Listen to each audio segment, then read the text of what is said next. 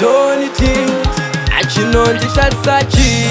mandiro basa rangu hatina chandinoti changu pazvese hapana kana changu ndodikana ndiri ndega hangu nhasi ndongozvibvunza ndorameiko kana ndongoonekwa sechiseko upenyu hwangu garokumbira chipfeko konai mwari wangu seiko zvangu zvichaita riniko imhando waiye wangu muripo ndinongotarisa kwamuri ikoko ndipewo zororo kana ririko nekuti zvimwe zvacho hakusi kuda kwangu varipo vanofamba vachindinokora shangu kana mondiona cheta kunge chido changu vehama mumwoyo mangu mune shungu nekuti zvimwe zvacho hakusi kuda kwangu varipo vanofamba vachindinokora shangu kana mondiona cheta kunge chido changu vehama mumwoyo mangu mune shungu maiwe ndapfidza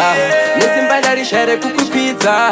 upenyu kunge ndisina kudzidza namonda kunge ndakaisarudza muupenyu ndaitodawo zvikukutu kuteta wagara jiri nemota tutu namo yakandibaya nepfumo kuti juu nachema misodzi chururu nekuti zvimwe zvacho hakusi kuda kwangu varipo vanofamba vachindinokora shangu kana mondiona cheta kunge chido changu vehama mumwoyo mangu mune shungu nekuti zvimwe zvacho hakusi kuda kwangu varipo vanofamba vachindinokora shangu kana mondiona cheta kunge chido changu vehama mumwoyo mangu mune shungu nhasi ndongozvibvunza ndorameiko kana ndongoonekwa sechiseko upenyu hwangu garokumbira chipfeko konai mwari wangu seiko zvangu zvichaita riniko imhando waiye wangu muripo ndinongotarisa kwamuri ikoko ndipewo zororo kana ririko nekuti zvimwe zvacho hakusi kuda kwangu varipo vanofamba vachindinokora shangu kana mondiona cheta kunge chido changu vehama mumwoyo mangu mune shungu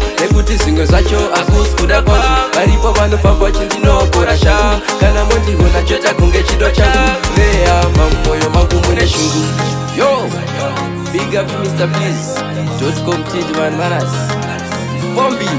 yes sire